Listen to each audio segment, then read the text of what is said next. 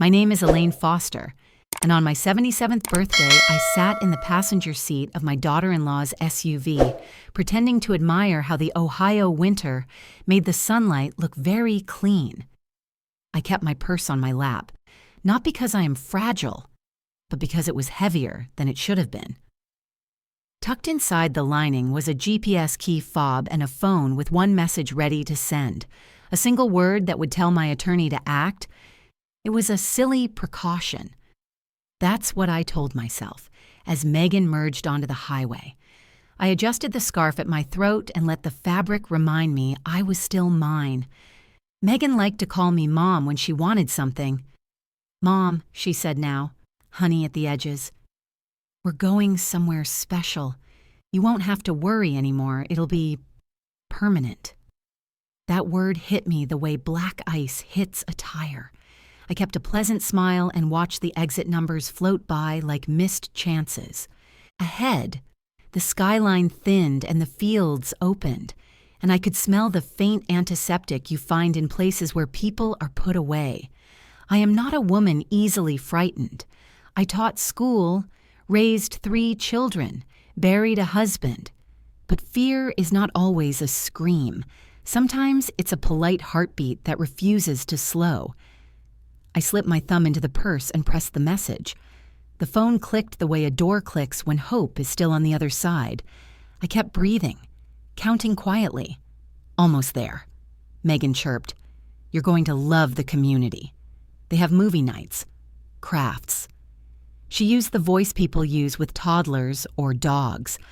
I watched her hands tighten on the wheel. She didn't look cruel. She looked determined. Behind us. Somewhere far at first and then closer. A siren wound up like a bad memory. Megan glanced into the mirror, annoyed.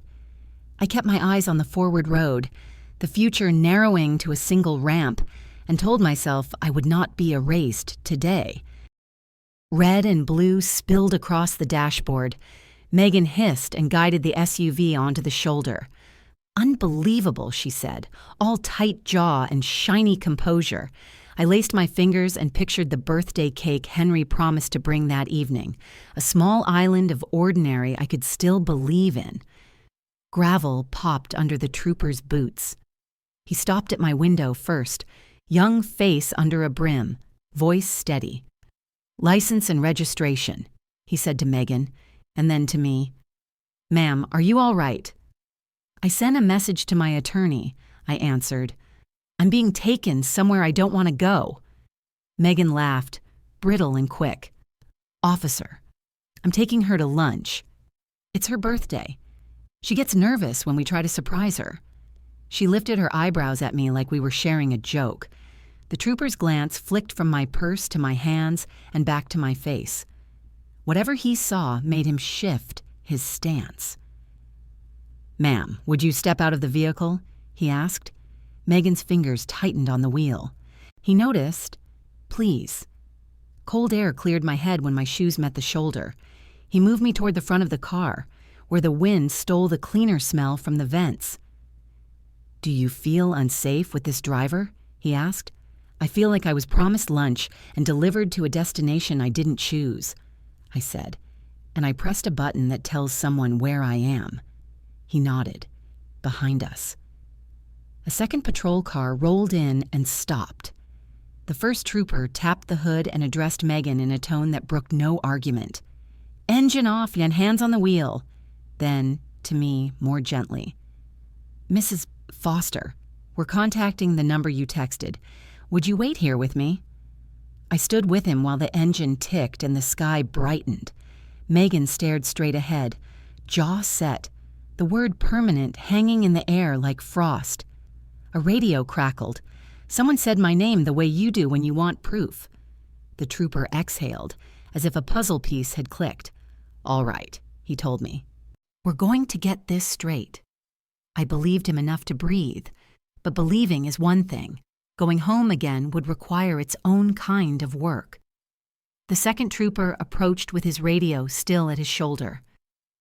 We reached Daniel Reeves, he told the first. He represents Mrs. Foster. He received a distress text and has documentation about prior attempts to relocate her without consent. Documentation and consent steadied my knees more than the wind. Megan tried a smile that was all teeth. Officer, this is insane. I'm Percy's wife. Ask him. He made the arrangements. It's a beautiful community. She'll have friends her age. Arrangements? The first trooper asked. His pen hovered, but he wasn't writing. For what, exactly? For assisted living, Megan said. Long term. It's better for everyone. Did Mrs. Foster consent? He asked. The pause on my name gave the question weight. Megan's stare slid past me to the fields. She's forgetful. It's complicated. I am not, I said. My memory is fine. My knees complain, and I dislike basement stairs. That is not consent. The second trooper's radio murmured, Sir, we have a record of a non-refundable deposit made by a Percy Foster at Meadow Pines Care and a prior wellness check at Mrs. Foster's residence last month, initiated by an attorney. The first trooper nodded and closed his citation book. Ma'am, he said to Megan, turn off the engine and step out of the vehicle. She stared at him like he'd mispronounced the alphabet.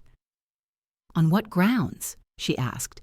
Investigating a possible attempted kidnapping and elder abuse, he said. The words laid steel under a moving train.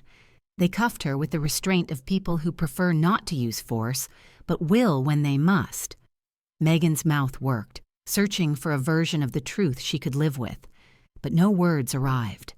Traffic slowed. The way it does when strangers sense a story they will repeat later. A door shut. A lock thumped. And the car took her away. The first trooper turned back to me. We can have someone drive you home. Mrs. Foster. Mr. Reeves would like to meet you there. Home sounded like a promise I could test. I nodded, steady because someone had named the danger out loud. Naming things is the first step in keeping them from happening again.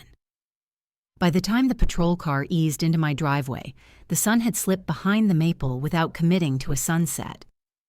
Daniel Reeves stood on the porch in a coat too thin for Ohio, holding a folder against his chest as if the wind could rifle it. He looked younger than he sounded on the phone.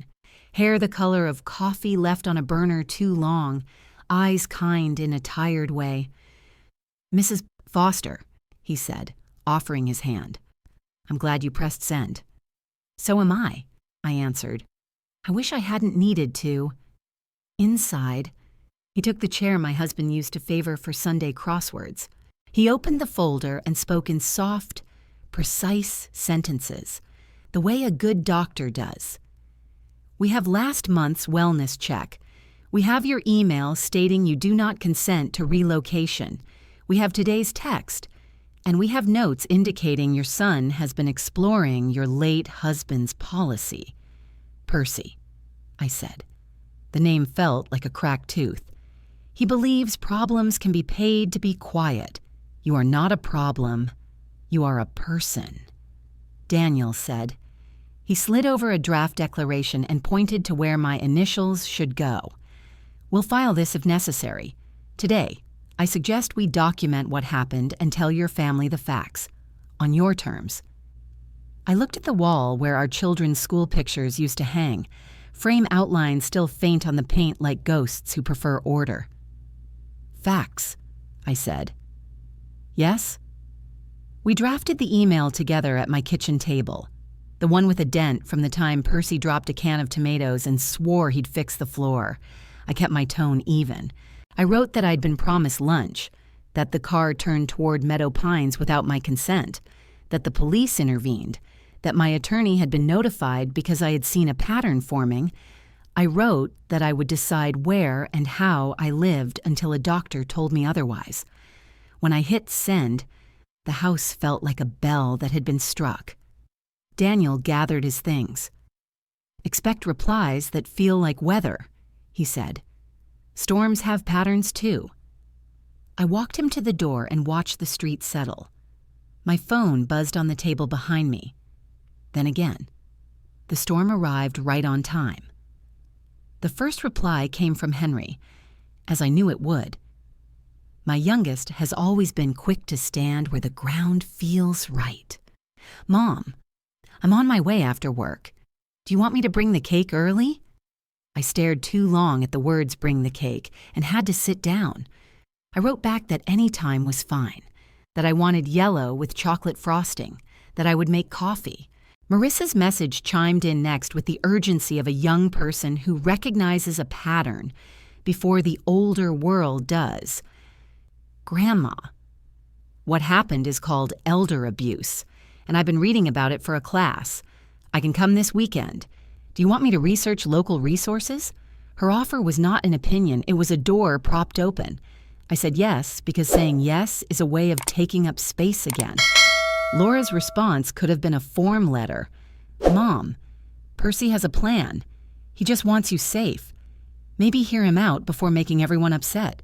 There were no question marks. Even the word safe felt like a dress borrowed from someone taller. It didn't fit, but she wore it anyway. Percy didn't email. He called. His name on my screen was the old picture of him at 8, grinning with a missing tooth. I let it ring 3 times, then picked up. Mother, he said, already wounded. You made me look like a monster. I described what happened. I said, monsters are made by acts, not by descriptions. He sighed. Megan wasn't thinking straight. She thought it would be easier if we just got you there and let the staff show you around. It's a beautiful place. There's a koi pond. I looked at my winter yard, stiff and honest. You can put fish anywhere, I said. That doesn't make it a lake. He was quiet, then said, I'm coming by tomorrow. We'll talk in person. We'll straighten this out. After I hung up, I let the cold push against my shins until my legs ached pleasantly. The clock in the hall counted ordinary seconds. I turned on the porch light because confrontation looks different when it has to walk through a square of brightness to reach you. Percy arrived the next afternoon wearing his management smile, the one with tight corners and eyes that scan for an exit. He hugged me the way people do when witnesses are present, then stepped back and looked around as if evaluating a property. You should replace that railing, he said. It's not safe. You can hold it while we talk, I said, and led him to the porch. The air had the metallic taste it gets before snow. He made a triangle with his feet the way salesmen are taught. I'm sorry about yesterday, he began. Megan was trying to help. Meadow Pines has a 90-day guarantee. If you hated it, we could... You paid a non-refundable deposit, I said. His jaw clicked.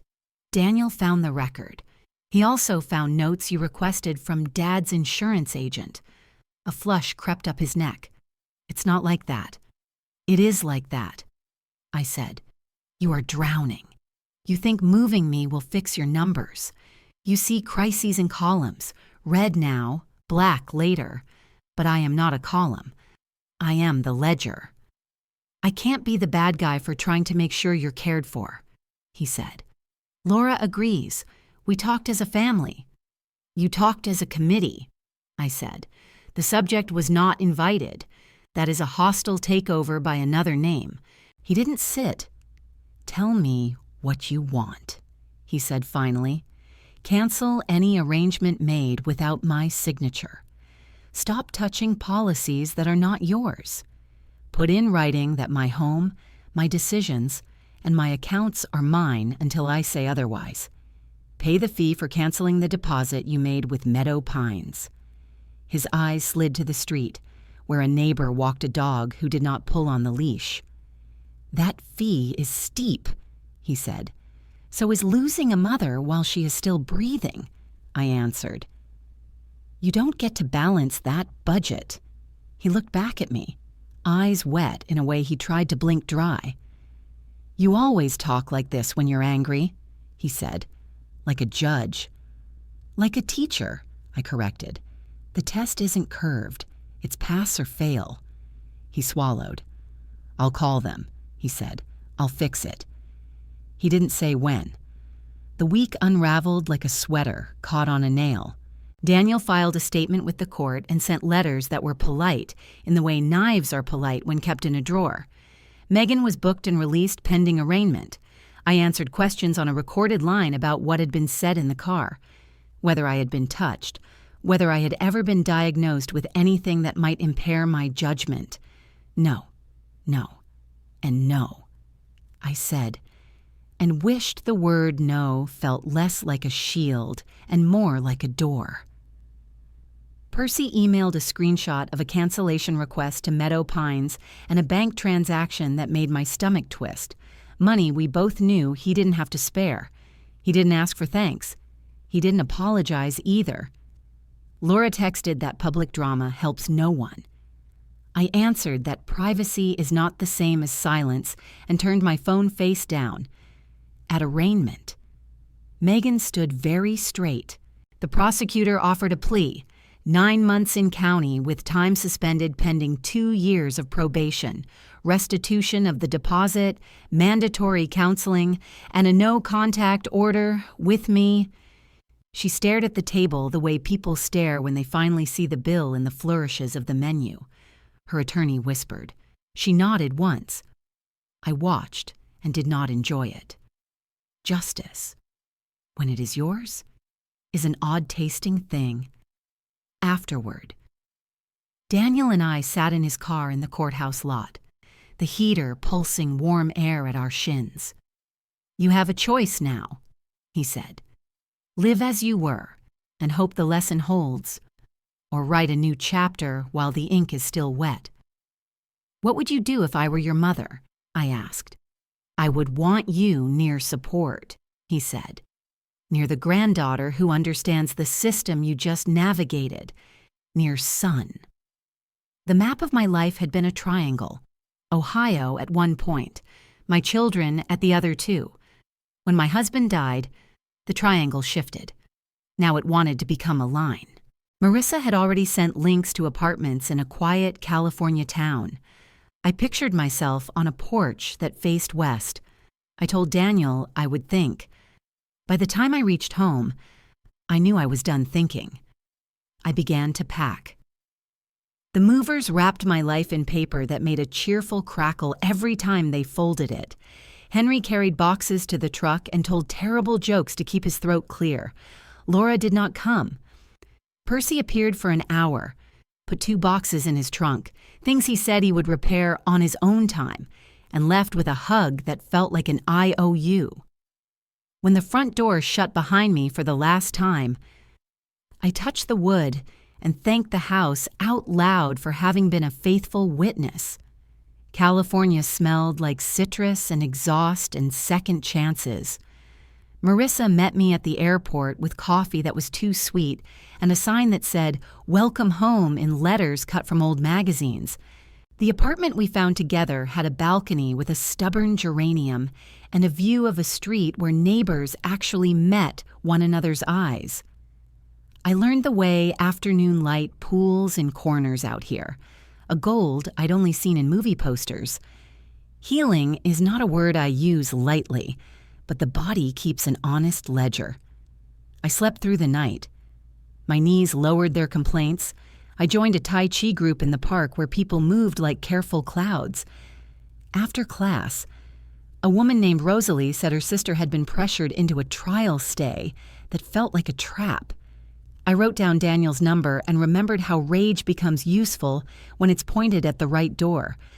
Marissa's class project became our outline. We met at my small table with iced tea, sweating into coasters, and sketched a plan for a nonprofit that would provide seniors with scripts, checklists, and referrals. We argued over the name like it was a child. In the end, we called it the Ledger. Because that is what our lives are. And because numbers cannot be bullied into meaning what they do not. When the website went live, a message arrived from a woman 3 towns over. Her brother had tried to move their mother for her own good, and she felt crazy for thinking no meant no. I wrote back, No, you feel sane. Let's talk. The first month in California passed like a slow tide. I learned the names of baristas who never rushed me, the crossing guard in the sun hat who waved at everyone. I learned I could be new at 77 without becoming small. Percy called on a Sunday. I canceled everything, he said. I paid the fee. I set up an alert with your bank that emails me anytime I try to log in, so I don't. I'm going to meetings about money. I know you don't owe me anything. The old ache in my chest shifted. You owe yourself something, I said. You owe your wife the truth about why she thought kidnapping me was a solution. He was quiet. Megan and I are working on it, he said. She took the deal. She says she's sorry. I don't know if that changes anything, but I wanted you to know.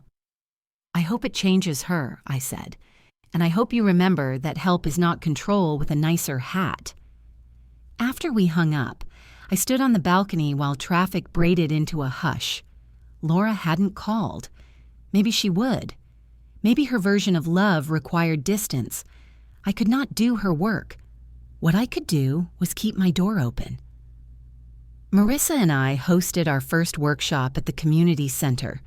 3 grandmothers and a widower named Tom came with notebooks and stories. We practiced sentences that draw boundaries without apology. We talked about powers of attorney and what to say when a social worker doesn't listen the first time. When class ended, Rosalie's sister hugged me so hard my shoulder popped. You didn't just help, she said. You made me feel unerasable. That night, I sat at my small table and wrote a letter to myself on the good paper. I wrote that fear can mimic politeness, that love without consent is not love, that the word permanent should belong to sunsets and vows freely made. I wrote that on my 77th birthday. Someone promised me lunch and tried to take me somewhere I could never leave, and that I chose differently. When I put the letter away, the room felt steadier. Outside, a neighbor laughed, and the sound climbed the stairs like a friend. Thank you for watching. If you enjoy these family drama and revenge stories, please subscribe and join me for more every day.